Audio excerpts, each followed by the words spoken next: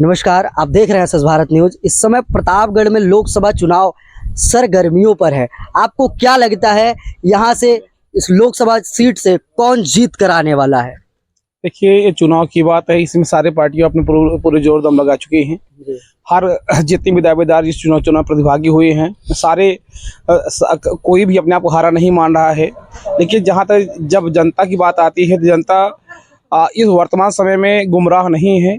वह आज के समय में जो क्रिया चल रहा है सब को वह अच्छी तरह से वह देख रही है और देखने के बाद अपना जो मतदान है, क्योंकि अभी दो ही से माहौल बन पा रहा है, एक भाजपा का एक सपा का। हमारे यहाँ जैसे दरियापुर कोट में ब्राह्मण और यादव बराबर हैं। हम लगता है कि हमारे यहाँ से कोई कौन जीते कोई कहा नहीं जा सकता है। आप क्या कहना चाहेंगे? देखिए, मेरे हिसाब से अपने यहाँ थोड़ा सा लड़ाई टफ है, क्योंकि व्यक्तिगत जो माननीय सांसद संगमलाल गुप्ता जी हैं, उनका जो रवैया रहा है पिछले 5 वर्षों में, लोग थोड़ा उनसे नाराज हैं। तो कहीं ना कहीं यही एक पॉइंट है जो है संगमलाल को थोड़ा सा बैक कर सकता है। और फिलहाल एसपी पटेल भी बढ़िया चुनाव लड़ेंगे, सपा अच्छा चुनाव लड़ेगी, लेकिन जीत कहीं ना कहीं संगमलाल की ही होगी। संगमलाल देखो भैया, बीजेपी बहुत आगे जा रहा है। हाँ, अब इसमें कुछ संशय नहीं है। 1-2 सीट हम खो देंगे या बहुत पा जाएंगे, इससे हमारा कोई नुकसान नहीं है। हमें सरकार बनानी है, सो आप ये मानिए कि बीजेपी तीसरी बार नरेंद्र मोदी को फिर लाएगी। और ये मेरा विश्वास है, मैं देख रहा हूँ जो जिसके पास में है, जैसे जो सपा का कैंडिडेट है या सपा का वोटर है, वो अपनी पार्टी को जिताएगा, होना भी चाहिए। जैसे हम जिस तरह हम शादियों में जाते हैं, हमें बर्गर अच्छा लगता है तो हम बर्गर खाते हैं, हमें डोसा अच्छा लगता है तो डोसा खाते हैं। ये चुनाव है ना, ठीक है। तो ये ग्राफ बढ़ा है। बीजेपी जब से, ये मानिए 22 जनवरी आपने प्रोग्राम देखा, पूरा विश्व का कार्यक्रम था ना, तो ये इतना बड़ा कार्यक्रम था कि आप उसके झंडे से उस रंग से ही लगा सकते हैं कि केसरिया छाएगा। हाँ, ये मानिए। बढ़ते हैं अपने अगले सवाल की तरफ। प्रधानमंत्री मोदी समेत बीजेपी के सभी कार्यकर्ता कह रहे हैं इस बार पार्टी 400 पार कर रही है।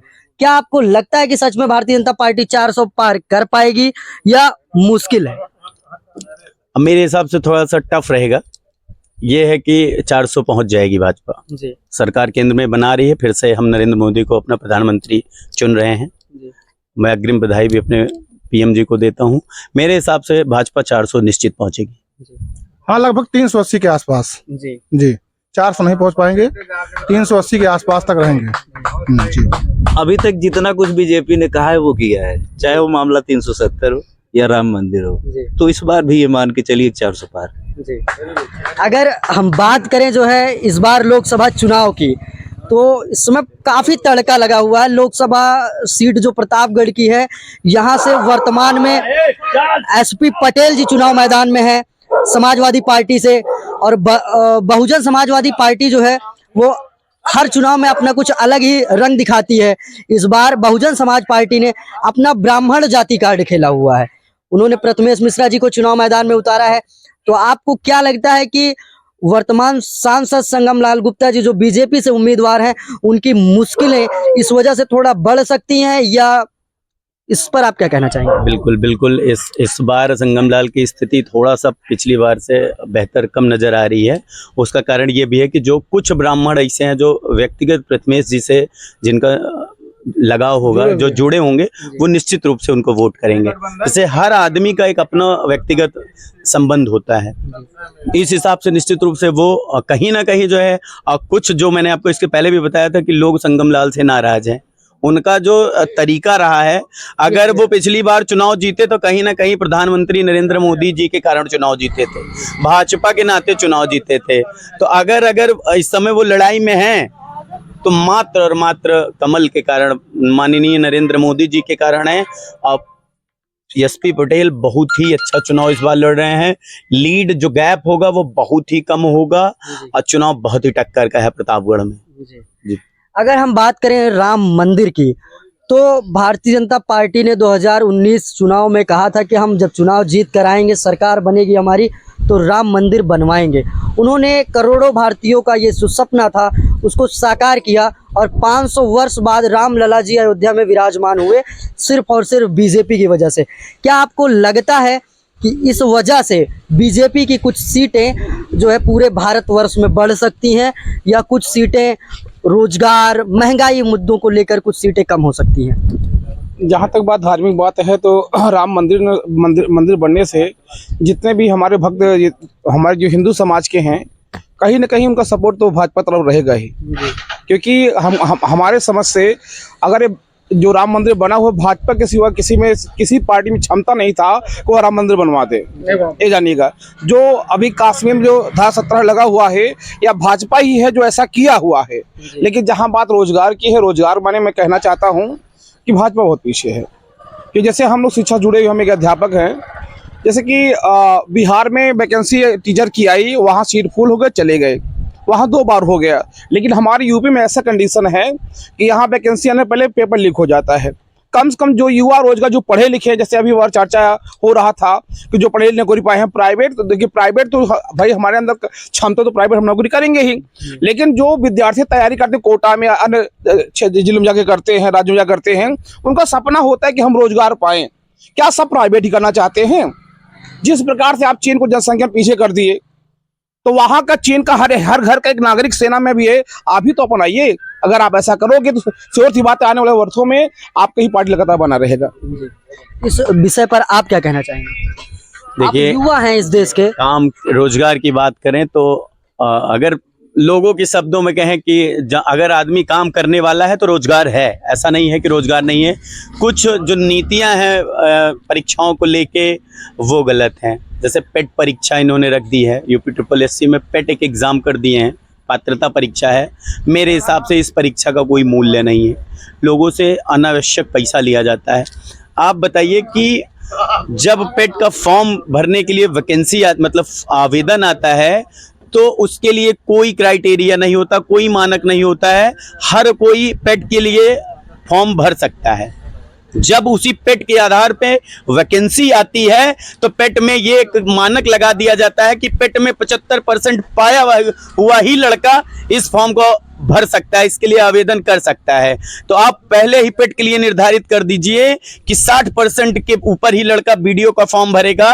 तो जो लड़का पेट के लिए 200 रुपए का फॉर्म भर रहा है, बीडीओ के लिए 1200 का फॉर्म भर रहा है, फॉर्म भरने के बाद उसको पता चलता है कि पेट के अकॉर्डिंग मैं परीक्षा देने के लिए योग्य नहीं हूं, तो उसका 1200 भी खराब गया। और पेट के लिए जो उसका फॉर्म का पैसा, आने जाने का पैसा, मतलब एक सामान्य से एक व्यक्ति के लिए एक पेट परीक्षा दे के पास करने में कम से कम 2000 रुपए खर्च होता है। ये अनावश्यक जाता है। ये एक सबसे गलत नीति है मेरे हिसाब से। पेट का कोई मूल्य नहीं है।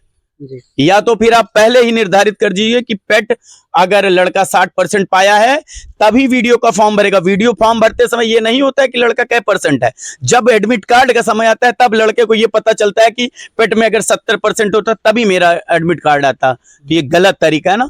ये चीजें, इससे जो युवा हैं, जो लड़के तैयारी कर रहे हैं, जो जिनके माँ बाप का सपना होता है कि हमारा बच्चा पुलिस बनेगा। अब पुलिस की वैकेंसी आप देख लीजिए, अभी 6 महीने पहले एग्जाम हुआ था, पेपर लीक हो गया था, फिर से एग्जाम के लिए फिर से गवर्नमेंट को वो सारी चीजें करनी पड़ेगी। तो शिक्षा नौकरी की बात को थोड़ा सा हटा के मेरे हिसाब से जो परीक्षा की नीतियां हैं वो गलत हैं। जिस तरीके से एग्जाम होते हैं, थोड़ा सा कंट्रोल, थोड़ा सा प्रोटेक्शन मेरे हिसाब से। बताइए, इतनी जबरदस्त व्यवस्था के बाद भी सेंध हो जाती है, पेपर लीक हो जाते हैं, पेपर आउट हो जाते हैं, तो कहीं ना कहीं पॉलिसी में कुछ ना कुछ कमी है।